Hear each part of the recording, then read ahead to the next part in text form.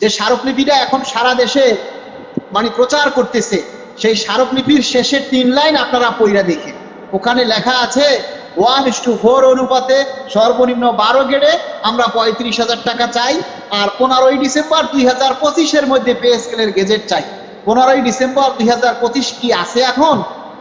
আপনি 15ই ডিসেম্বর 25-এর মধ্যে গেজেট চান, আপনি প্রধানমন্ত্রীর কাছে একটা স্মারকলিপি দিবেন আর সেখানে লেখেন 15ই ডিসেম্বর 2025-এর মধ্যে পে স্কেলের রিপোর্ট গেজেট চাই। আপনি কি মস্করা করেন? প্রধানমন্ত্রীর সাথে মস্করা করেন নাকি কর্মচারীদের সাথে মস্করা করেন? আপনারা যে নতুন করে আবার স্মারকলিপি দিচ্ছেন, সেখানে যে লিখছেন 35,000 টাকা চাই, এখন যদি সরকার এটাকে আমলে নিয়ে আগের পে কমিশনের রিপোর্ট বাতিল করে দেয়, এখন যদি আপনাদের এই স্মারকলিপি সরকার আমলে নিয়ে যদি আবার বলে যেহেতু আপনারা 35,000 টাকা চাচ্ছেন তাহলে আমাদের আরো যাচাই বাছাই লাগবে, এখন নতুন করে আমরা আবার পে কমিশন গঠন করব, তখন কি করবেন? তখন কি করবেন? আপনি এখন যে আবার নতুন করে 35,000 টাকা চাইতেছেন, তাহলে সরকার যে পে কমিশন গঠন করলো, সে পে কমিশন যে চূড়ান্ত রিপোর্ট দিল যে সর্বনিম্ন 20,000 টাকা, আরে বাবা ওই 20,000 টাকাই বাস্তবায়ন করেন, সেইটা বলেন। সুপারিশ প্রণয়ন কমিটির কাছে সেটা বলেন যে সুপারিশ প্রণয়ন কমিটিতে যারা আছেন তারা দ্রুত পে কমিশনের যে রিপোর্ট সেটার উপরে যাচাই বাছাই করে আপনারা দ্রুত সুপারিশ জমা দেন সরকারের কাছে। আর গেজেট প্রকাশের জন্য আপনারা দাবি জানান, সেটা না করে আপনারা প্রধানমন্ত্রীর সাথে মশকরা করেন, সরকারি কর্মচারীদের ভাগ্য নিয়ে খেলাধুলা করেন, আর 15ই ডিসেম্বর 2025 সালে পে স্কেলের গেজেট চান। আপনারা যারা এই স্মারকলিপি দেখেছেন যে মাননীয় প্রধানমন্ত্রীর কাছে একটা স্মারকলিপি প্রচার করতেছে, সেই স্মারকলিপির দয়া করে সবাই শেষের 3 লাইন আপনারা পড়বেন, পইরা তারপরে মন্তব্য করেন তারা কি লিখছে। তারা আপনাদের ভাগ্য নিয়ে মস্করা করে নাকি প্রধানমন্ত্রীর সাথে মস্করা করলো? আপনারা একটু বিচারটা আপনাদের কাছে ছেড়ে দিলাম। আপনারা এই স্মারকলিপির শেষের 3টা লাইন, একেবারে শেষের 3টা লাইন আপনারা শুধু পড়বেন, বাকিগুলি পড়ার দরকার নাই। এত 6 পৃষ্ঠার একটা মানব মানে ওই কি জানি বলে, এত স্মারকলিপি, এত কিছু পড়ার সময় নাই সরকার।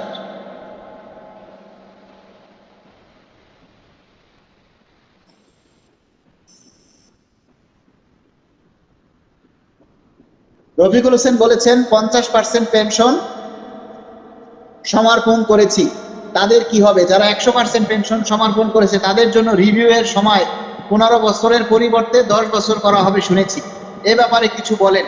কি বলবো ভাই, এটা তো আমরা দাবি দিয়েছি যে আমরা এই সমর্পণ চাই না।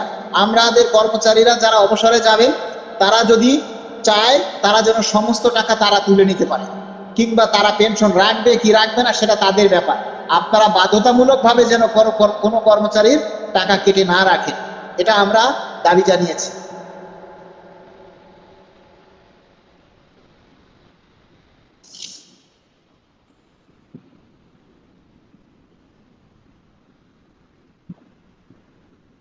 মনোয়ার লিখেছেন কারো কথায় কান দেওয়ার দরকার নাই ভাই, গেজেট না হওয়া পর্যন্ত আন্দোলন চলবে ভাই, পুলিশ সদস্য হয়েও রাজপথে ছিলাম, আছি এবং গেজেট না হওয়া পর্যন্ত থাকবো। অনেক ধন্যবাদ মনোয়ার ভাইকে, পুলিশ হয়েও আমাদের সাথে যুক্ত হচ্ছে, আমাদের আন্দোলনের সাথে কথা বলছেন।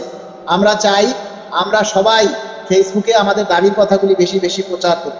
ভাই আপনি যেটা বলেছেন 20,000 টাকার ন্যূনতম হলে ঠিক আছে, এই স্কেলটা পাশ করা হোক, আর না হলে 2001 সালের যে বাজার দর ছিল, 2001 সালের যে বাজারটা ছিল বাংলাদেশের, সেই বাজারটা আবার আসুক। দুইটা যে কোনো একটা চাই, আপনারা কি বলেন? অবশ্যই আমি আপনার সাথে এক, হয় আমাদেরকে পে স্কেলের গেজেট দিন, নয়তো আমাদেরকে 2015 সালের বাজার ফিরিয়ে দিন।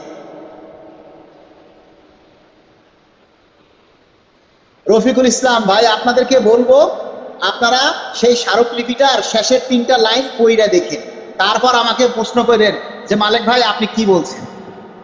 আপনাদের কাছে অনুরোধ করছি, দাবি আদায় ঐক্য পরিষদ থেকে যে স্মারকলিপিটা এখন ফেসবুকে প্রচার করছে সেইটার শেষের 3টা লাইন আপনারা দয়া করে একটু পড়বেন, পড়ার পরে আমাকে জানাইবেন। আর তারা 2টা পৃষ্ঠা বোঝাই করে স্মারকলিপি লিখছে, এত লেখা কি সরকার পড়বে? আপনি শুধু এক দফায় এক দাবিতে আপনারা আন্দোলন করবেন। এক দফায় এক দাবি হলো পে স্কেল চাই, আর একটা মাদারচোদ আসছে, এই মাদারচোদেরও ব্লক করে নেই, এই একটা আর একটা শুয়ারের বাচ্চা। পে স্কেল কি আদৌ হবে মালিক ভাই? ইনশাআল্লাহ পে স্কেল হবে, অবশ্যই পে স্কেল হতে হবে। ভাই আসসালামু আলাইকুম, আপনাকে খুব মিস করি, অনেক ধন্যবাদ। আমিও পুলিশ, আমার ইনক্রিমেন্ট বন্ধ হয়ে গেছে, পে স্কেলের আমার জরুরি দরকার। ভাই আমাদের সকলের পে স্কেল দরকার, কিন্তু সেই পে স্কেলটা আদায় করতে গেলে আমাদের সবাইকে সোচ্চার হতে হবে। আমরা কোনো ভুল ভাল কোনো কারো কথায় আমরা পা দিব না। সঞ্জিদা ইসলাম, আসসালামু আলাইকুম ভাইয়া। ওয়ালাইকুম আসসালাম। সঞ্জিদা আপু কোথা থেকে বলছে? ভাই এই পে স্কেলে আর কত শুনি, কবে যে হবে? আমরাও তো সেই একই অবস্থায় আছি ভাই। এই কি আই কাবিলা ঈদের আগে দিবে, আপনার সাথে আমরা আছি। গুরুদাস বণিক ভাই, রাজপথে আন্দোলন ছাড়া কোনো বিকল্প নাই, অচিরেই রাজপথে আন্দোলনের নতুন সরকার ভাই, সবসময় চাইলেই রাজপথে আন্দোলন দেওয়া যাবে না। গ্রেড শেষে 2 বছরের যাবৎ ইনক্রিমেন্ট পাই না, চিন্তা করেন। মানে ইনক্রিমেন্টের শেষ ধাপে গেছেন না, বুঝতে পারতেছি।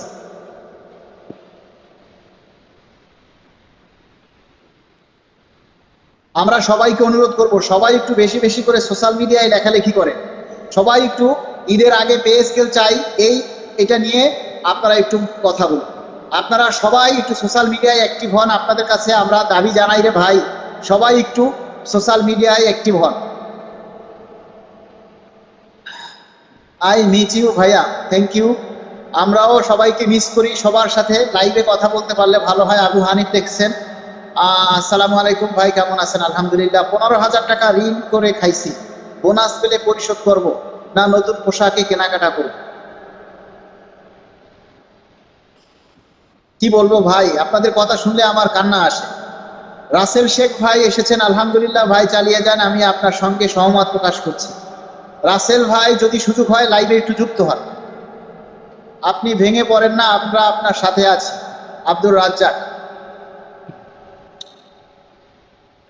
আমরা চাই, আমরা যে নতুন সংগঠন করেছি বাংলাদেশ সরকারি কর্মকর্তা কর্মচারী কল্যাণ সমিতি, এই সমিতি সারা দেশে শাখা প্রশাখাগুলি আপনারা কমিটি গঠন করুন, আপনারা সবাই কমিটি গঠন করুন। আমরা আগামী 7ই মার্চ, আপনাদেরকে একটা কথা বলি, আগামী 7ই মার্চ রোজ শনিবার পে স্কেল বাস্তবায়ন শীর্ষক আমরা একটা ইফতারের আয়োজন করেছি। পে স্কেল বাস্তবায়ন শীর্ষক আলোচনা সভা ও ইফতার মাহফিলের আয়োজন করেছি। আপনারা সবাই সার্বিকভাবে সহযোগিতা করবেন। আমরা সেখানে 2 প্রতিমন্ত্রী জুনায়েদ সাকি এবং ভিপি নূরকে রাখার জন্য চেষ্টা করতেছি, এবং ফুল মন্ত্রী হিসাবে আমরা আইনমন্ত্রী এবং তথ্যমন্ত্রী মহোদয়কে রাখার জন্য চেষ্টা করতেছি। আপনাদের সকলের সার্বিক সহযোগিতা কামনা করছি।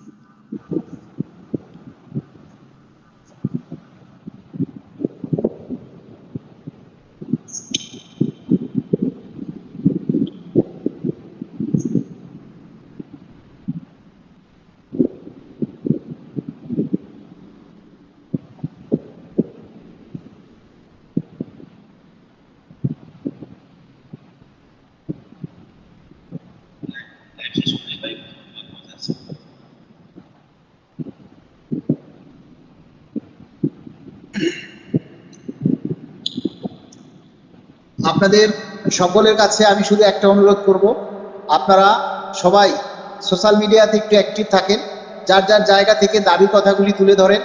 আর মাননীয় প্রধানমন্ত্রীর কাছে সবাই একটাই অনুরোধ রাখেন, আমরা ঈদের আগে আপনার কাছ থেকে পে স্কেলের খুশির সংবাদ শুনতে চাই। সবাই এই দাবিটা করেন যে আমরা দ্রুত পে স্কেলের গেজেট চাই, এটা সবাই একটু তুলে ধরেন, তাহলে ইনশাআল্লাহ আমাদের দাবি কথাগুলি সরকারের আমলে আসবে।